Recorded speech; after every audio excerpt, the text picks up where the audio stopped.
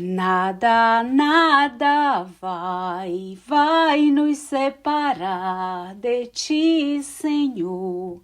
Nem a tristeza, nem a angústia, nem a dor, nada, nada vai me separar de ti, Senhor. Aleluia, nada, nem ninguém vai nos separar desse amor de Deus. Amém. Olá, meus queridos, minhas queridas, amadas e amados do Senhor que estão aqui junto comigo maratonando esta palavra santa de Deus. Estamos avançando, crescendo e assim eu creio que é para a honra e glória de Deus. Sejam muito bem-vindos mais uma vez neste canal Coração Ensinável. Convide mais pessoas para estarem aqui se alegrando, aprendendo e crescendo em Deus, porque aqui, através destas leituras, o Espírito Santo vai tocando o nosso ser, a nossa alma, e assim nós vamos transbordando da vida de Deus em nós. Se você crer, dê o seu amém. E é com muita alegria e gratidão a Deus que eu quero consagrar a Ti, Senhor, este momento lindo, maravilhoso, aonde eu me coloco à Tua disposição, ó Pai, para ler mais um capítulo desta leitura santa e que nós estamos aqui contemplando, Pai. Toma minha vida, toma a vida de cada um desses meus queridos irmãos em Cristo espalhados pelo mundo inteiro. Eu não sei aonde que estes áudios tem ido, tem alcançado, mas eu louvo a Ti, Senhor, e que cada áudio aberto, a presença de Deus encha os lares, enche e transbordem as famílias com Teu amor, com a Tua luz e com a paz que intercede todo entendimento. Amém. Queridos, hoje nós vamos contemplar a leitura do capítulo 9 da carta aos Romanos, para a glória de Deus. Amém?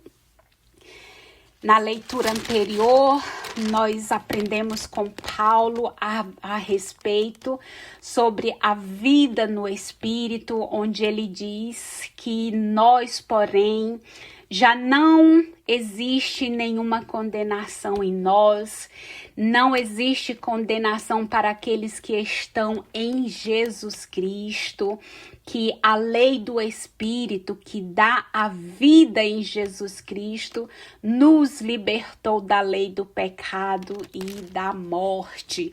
Se você não ouviu, vai lá que a palavra é maravilhosa, que o Senhor nos ensinou ontem, falou a respeito dos filhos e herdeiros, que Paulo nos ensinou que todos os que são guiados pelo Espírito de Deus são filhos de Deus, amém? Então, Paulo nos ensinou que uma vez que o Espírito de Deus habita em nós já não estamos sob o domínio dos instintos egoístas, ou seja, quais são esses instintos egoístas? O desejo da carne, mas ele diz que uma vez que o Espírito de Deus habita em nós já não estamos sob o domínio dos instintos egoístas, mas sob o Espírito que pertence ao nosso Senhor Jesus, o Espírito, pois quem não tem o Espírito de Cristo não pertence a Ele, amém? E hoje, meus queridos, a leitura está no capítulo 9, onde vamos entrar numa parte que Paulo chama de fidelidade de Deus e incredulidade de Israel. Israel, ele aponta para todos nós, para toda a humanidade, né? Então sabemos que só Deus é fiel, é pela fidelidade dele, não a nossa, porque nós somos infiéis, mas é pela bondade, é pela fidelidade de Deus que nós somos alcançados pela sua graça. E aqui eu já consagrei esta leitura de hoje para nossa edificação. Quero mais uma vez te agradecer você por estar aqui ouvindo, acompanhando. E não esqueça de compartilhar, convidar outras pessoas para se juntar conosco e assim o canal crescer. Amém? Que não é para minha glória nem para a sua, mas é para a glória de Deus. Queridos, e diz então no capítulo 9, no versículo 1, Paulo continuando o raciocínio dele quando ele escrevia esta carta aos romanos. Os privilégios de Israel. No capítulo 9, versículo 1, que diz os privilégios de Israel. Digo a verdade em Cristo, não minto, e disso me dá testemunho a minha consciência pelo Espírito Santo. Tenho uma grande dor e um contínuo sofrimento no coração. Sim, eu gostaria de ser amaldiçoado e separado de Cristo em favor dos meus irmãos de raça e sangue.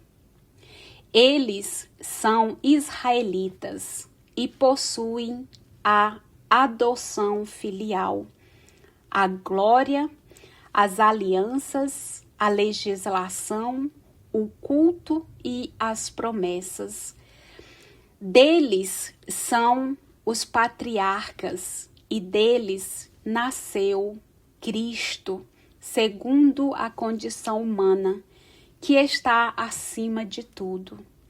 Deus seja bendito para sempre. Amém. Versículo 6. O verdadeiro Israel. A palavra de Deus, porém, não falhou, pois nem todos os nascidos de Israel são Israel, e nem todos os descendentes de Abraão são filhos de Abraão. Não. É de Isaque que sairá a descendência de Abraão. Isto é, não é a geração natural que torna filhos de Deus, mas os filhos da promessa é que são considerados descendentes. De fato, as palavras da promessa são estas: por essa época voltarei e Sara terá um filho. E isso não é tudo. Também Rebeca concebeu de um só homem, de Isaque, nosso pai, quando os filhos dela ainda não haviam nascido e nada tinha feito de bem ou de mal. Isso para que ficasse confirmada a liberdade da escolha de Deus, dependendo não das obras, mas daquele que chama. Então foi dito a Rebeca: o mais velho será servo do mais novo, como diz a Escritura. Amei a Jacó mais do que a Esaú. Versículo 14. A soberana liberdade de Deus. O que diremos então? Que Deus é injusto? De jeito nenhum. Ele mesmo disse a Moisés: farei misericórdia a quem eu fizer misericórdia, e terei piedade de quem eu tiver piedade. Portanto, a escolha não depende da vontade ou do esforço do homem, mas da misericórdia de Deus.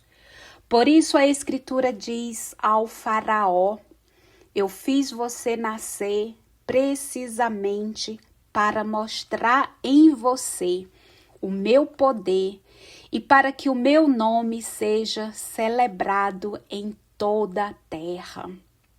Portanto, Deus usa de misericórdia com quem Ele quer e endurece a quem ele quer.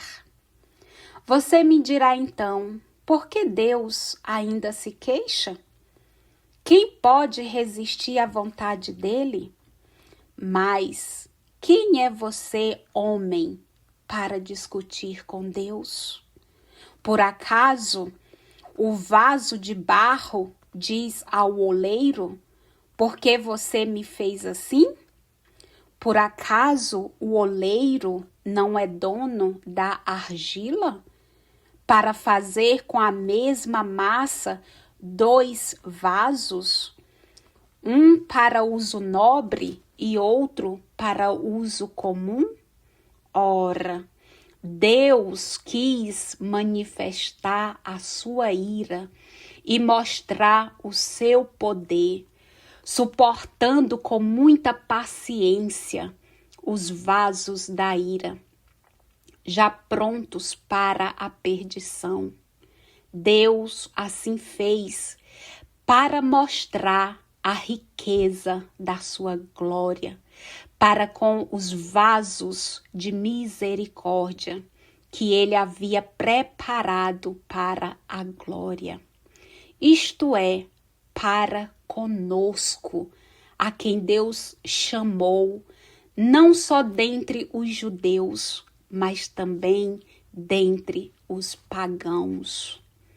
Como ele diz em Oséias, chamarei meu povo, aquele que não é meu povo, e amada, aquela que não é amada.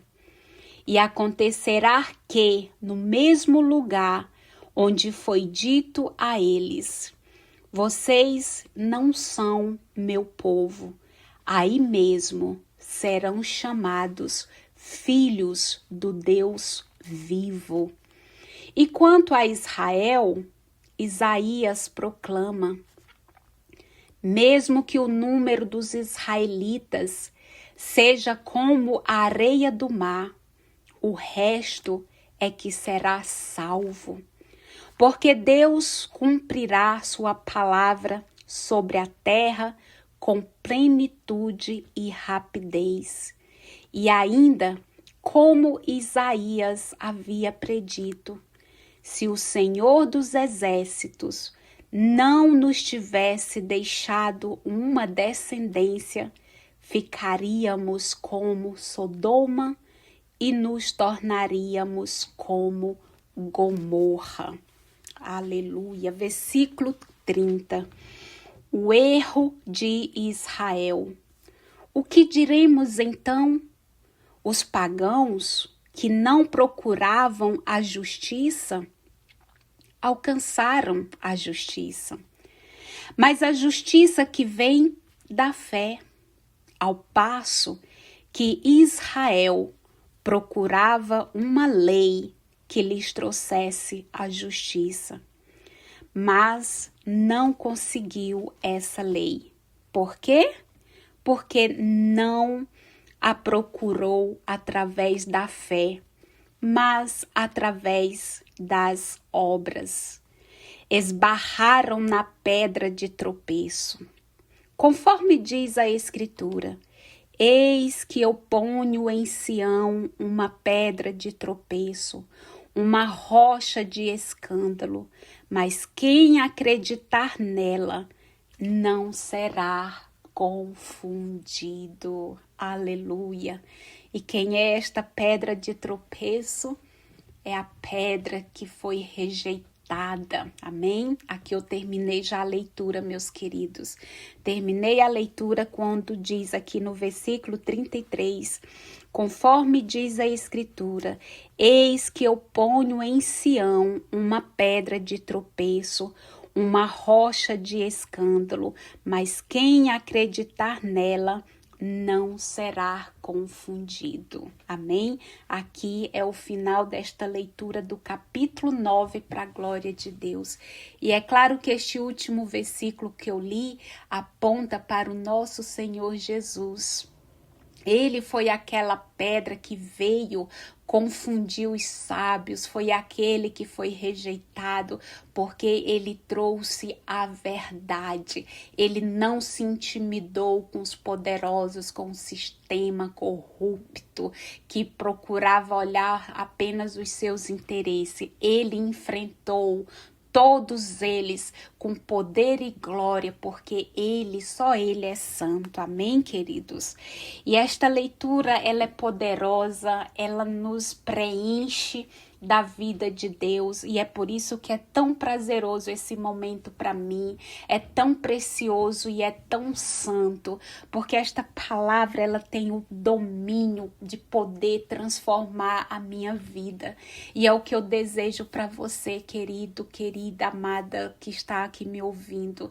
Eu tenho certeza que enquanto você ouve esta palavra, o mundo espiritual trabalha em seu favor, porque há poder nesta palavra, há poder na Escritura Santa do Senhor, e é por isso que Deus se preocupou de deixá-las aqui para nós aprendermos a nos edificarmos nele, a ter esperança nele, a praticar a nossa fé, a ser perseverante, a não desistirmos, porque Deus, os pensamentos dele sobre nós é muito mais elevados do que os nossos. Nós temos pensamentos bons, mas o Senhor nos diz que os pensamentos deles é muito mais elevados, são maiores do que o nosso. Por quê? Porque nós somos preciosos para ele. Amém? O que nos define não é a luta que nós estamos vivendo hoje, o que nós estamos passando de dificuldade, porque o Senhor diz que neste mundo havia tribulação, perseguição, mas o Senhor quer que nós nos animemos nele, nos levantemos nele, porque ele nos fez por cabeça e não por cauda. Amém? Mas eu te convido a meditar nesta leitura que foi feita hoje para a glória de Deus.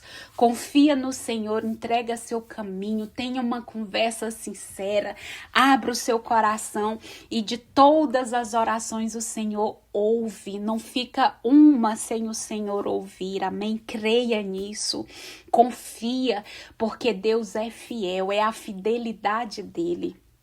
E eu te convido para meditarmos então neste capítulo 9 que eu acabo de ler. E aqui, desde o versículo 1 ao 5, Paulo vai nos falar sobre os privilégios de Israel.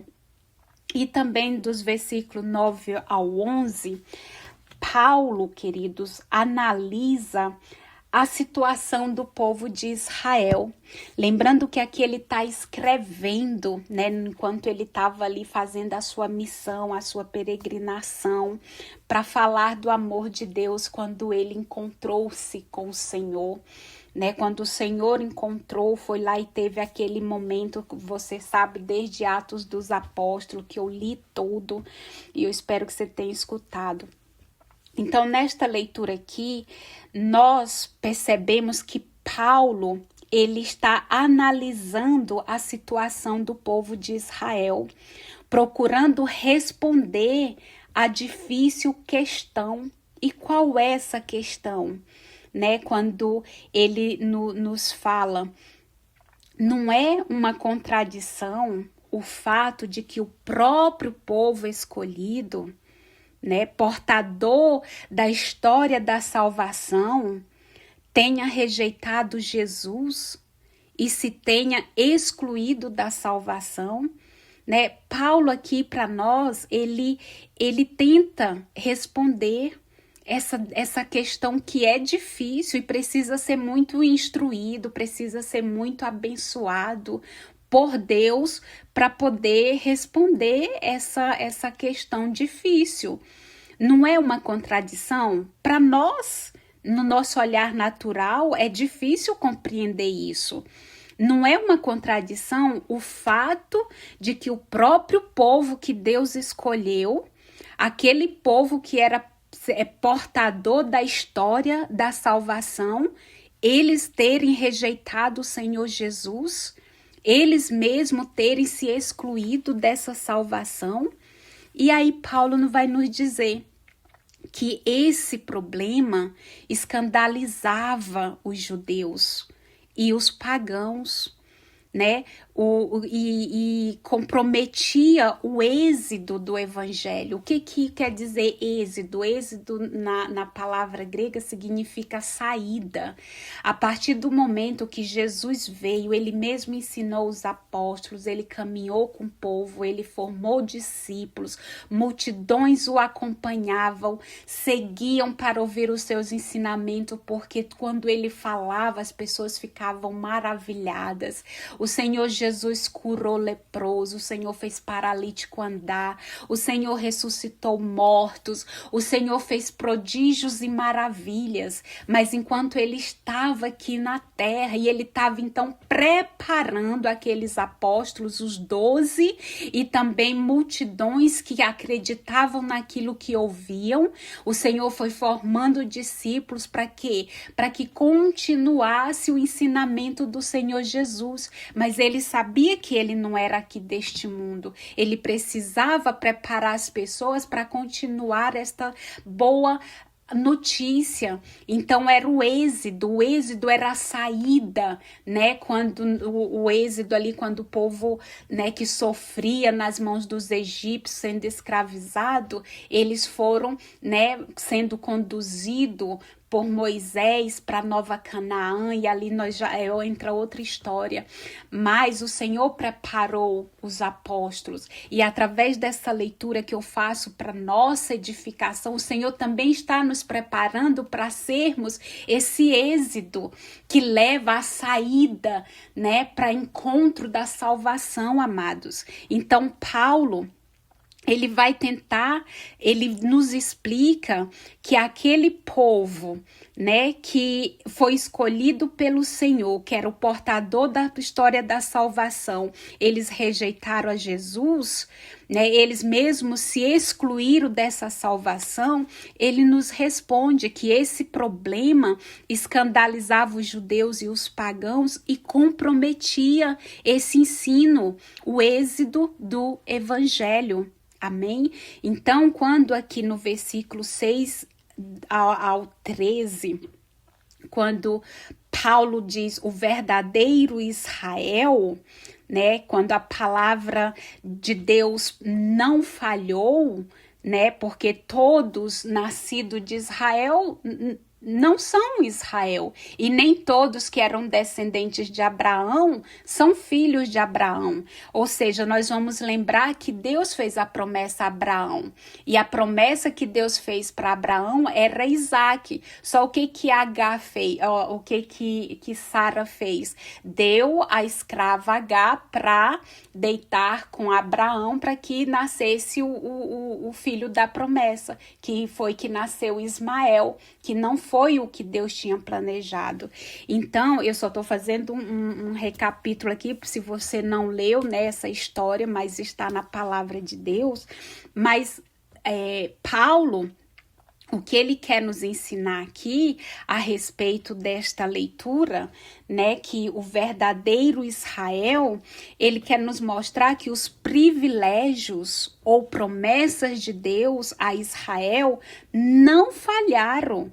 O verdadeiro Israel, herdeiro das promessas, não são os filhos carnais de Abraão, que aqui aponta para essa história que eu estou lhe contando, que é da escrava, a filha da escrava com Abraão, que foi Ismael.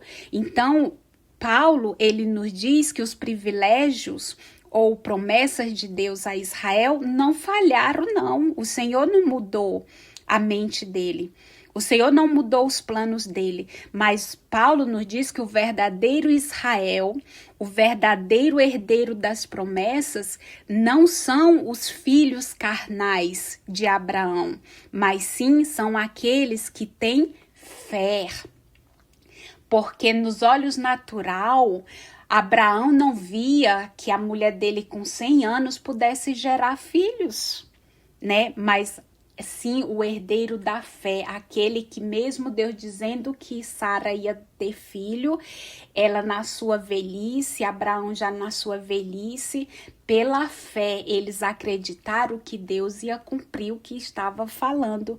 E Paulo quer nos dizer exatamente isso, que o verdadeiro Israel, herdeiro das promessas, não são os filhos carnais de Abraão, mas são aqueles que têm fé, como ele teve, né? Além disso, Paulo nos diz que Deus escolheu quem ele quer para colocar a seu serviço, a fim de assegurar a realização da sua vontade na história.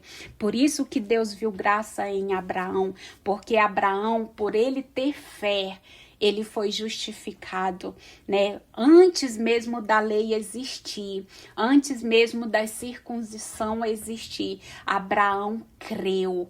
Ele creu, por isso ele encontrou graça aos olhos de Deus. E por ele ter encontrado graças em Deus, ele foi justificado por Deus pela fé. Amém, queridos?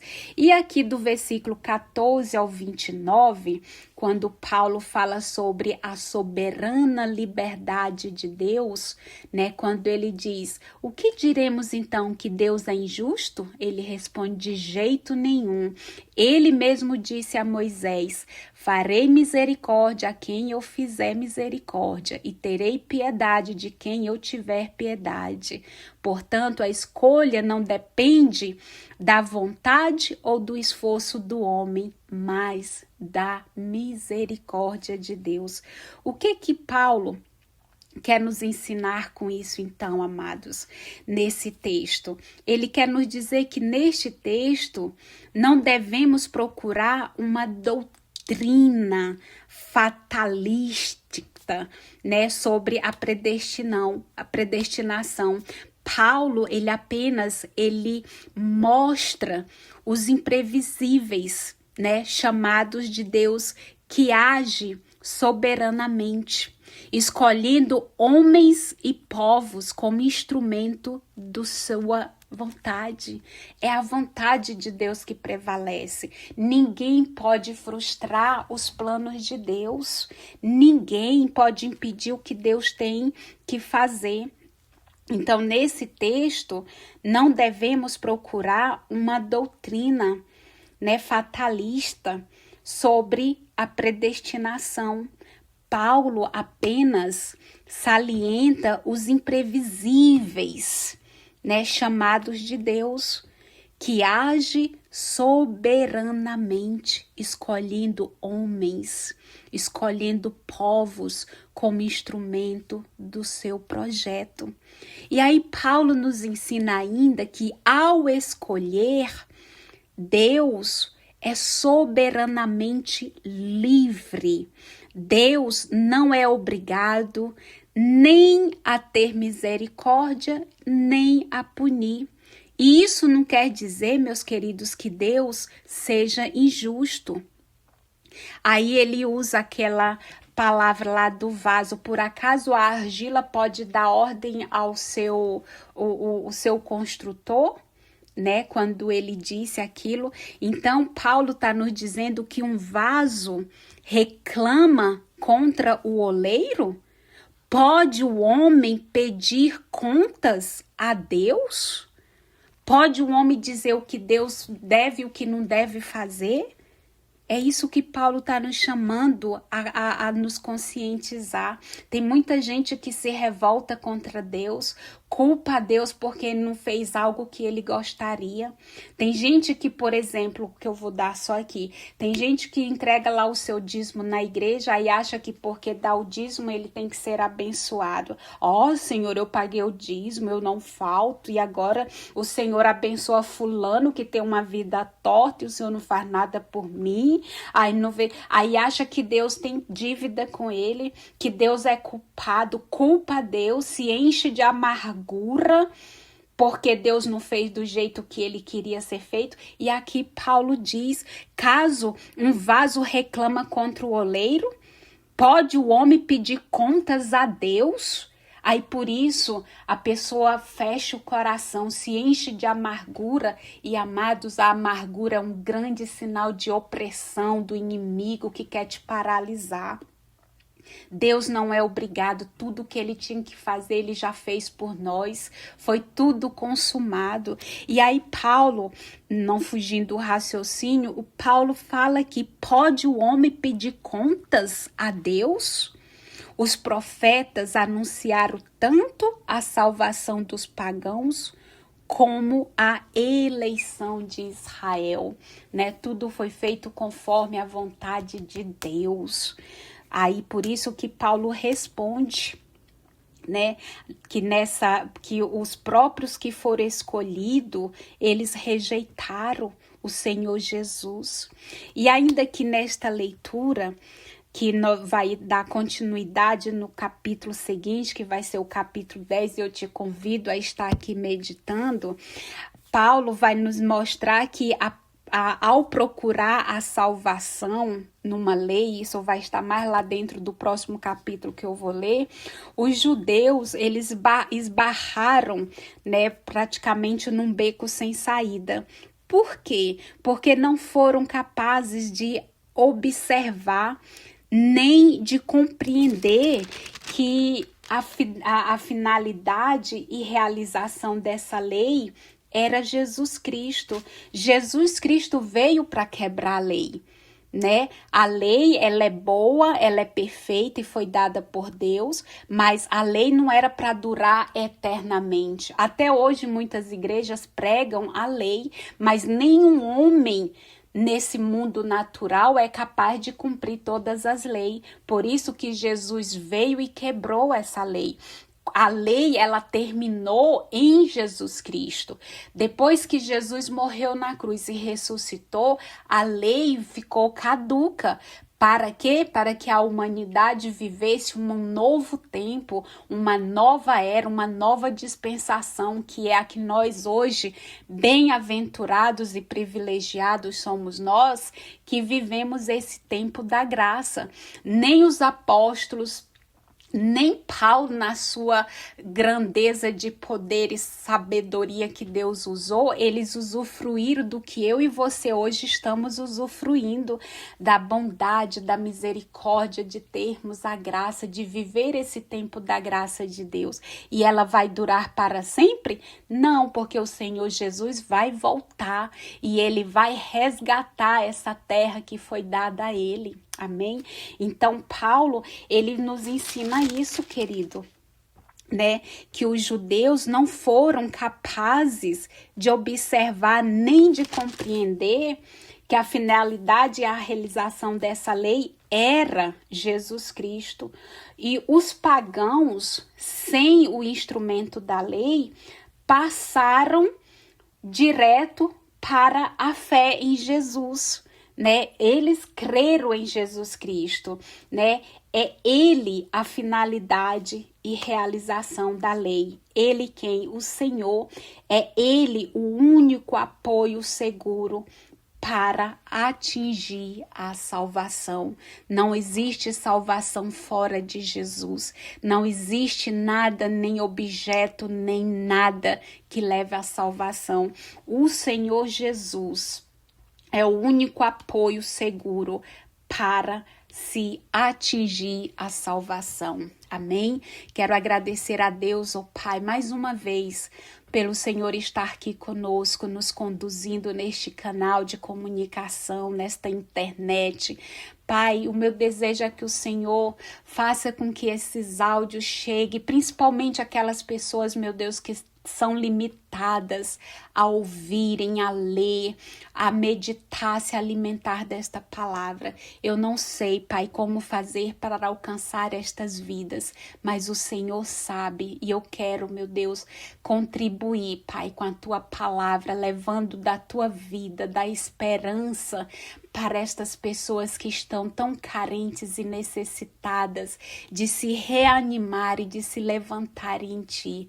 Pai, obrigada por este momento tão maravilhoso. E eu rogo, Senhor, por cada vida que estão aqui a ouvir esta escritura.